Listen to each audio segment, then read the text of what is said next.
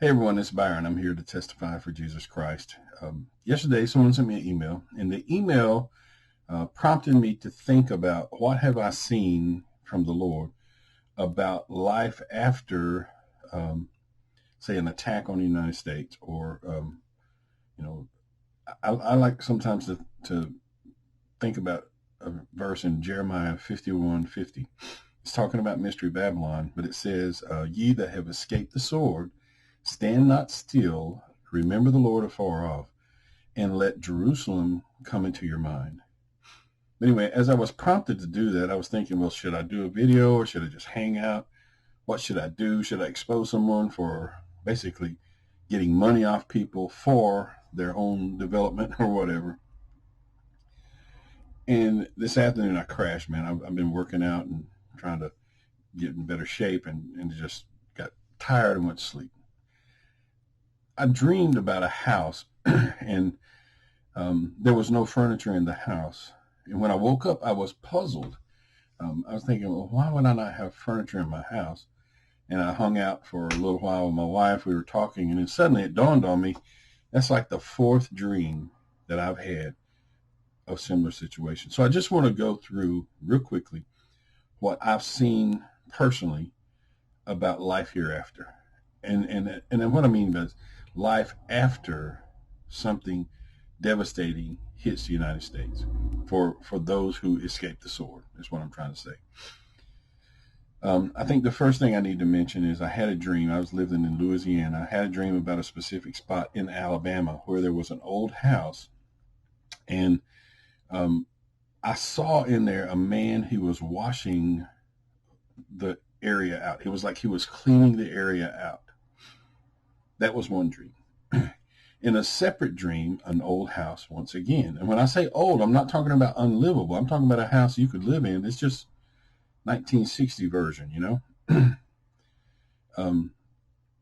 And this is a curtain here. He had a mist going, there was a mist going, and the mist was washing the curtain. Then, in another dream, and this was more recent, within the last year, I had a dream I was in a house that didn't have running water.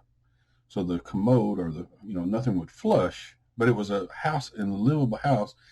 In addition to that one particular place, I saw an RV, and I knew this house and this RV had been paid for by someone else. And I moved in and occupied it. And then just today, a dream where I was going into the second floor. I actually entered into the second floor of this house. The stairwell was gone on the outside. It was as if kind of like a back deck landing, and there was no stairs. I don't know how I got to the landing without staircase. I did. I entered through the second floor, and I could see over a little balcony on the inside down into the living room. And the living room was bare. And when I woke, initially I thought, "Oh, if that's my house, why didn't I have enough money to put furniture in it?" But then later I realized that could have been showing me the future. So that's what you're hearing from me.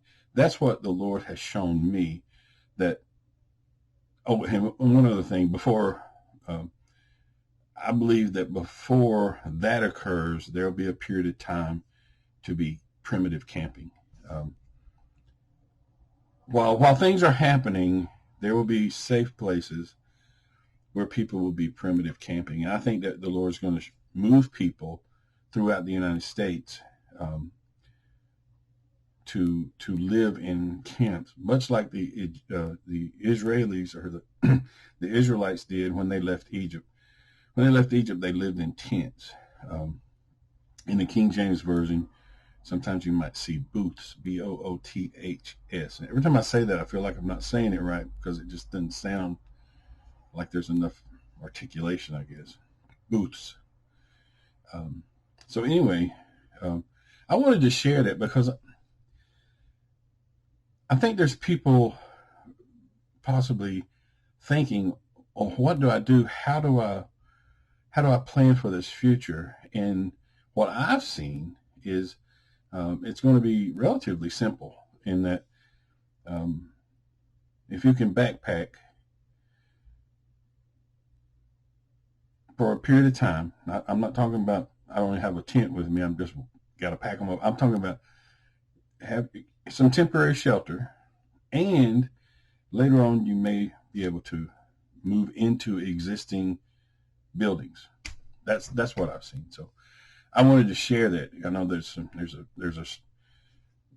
you may hear somebody saying the Lord has shown me to build this big, wonderful, extravagant place. And I'm telling you, haven't been in the military. I'll just tell you a real quick scene. If you imagine a strip mall on the side of the road, as you see it, I've seen strip malls just devastated, by military. So if there's a place the military wants to take out, boom, it's going to be gone. You could spend millions of dollars building you a bunker, and it won't last, man. So the Lord's going to provide. He's going to direct.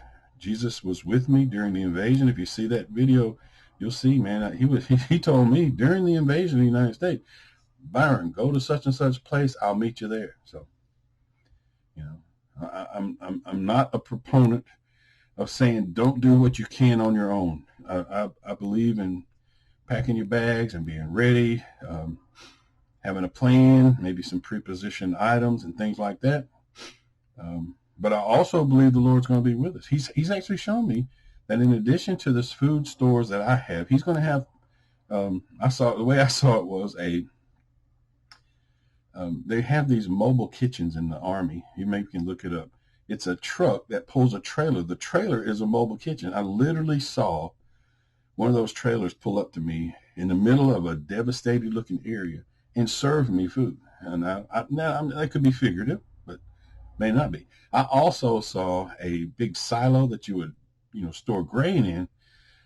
I saw that a man had one of those, and that was available for God's people. So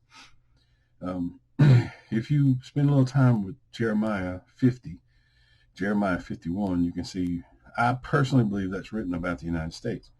And that Jeremiah 50, 51, 51:50, whichever way I said it the first time was probably right. I think it's 51:50. I'll check it out.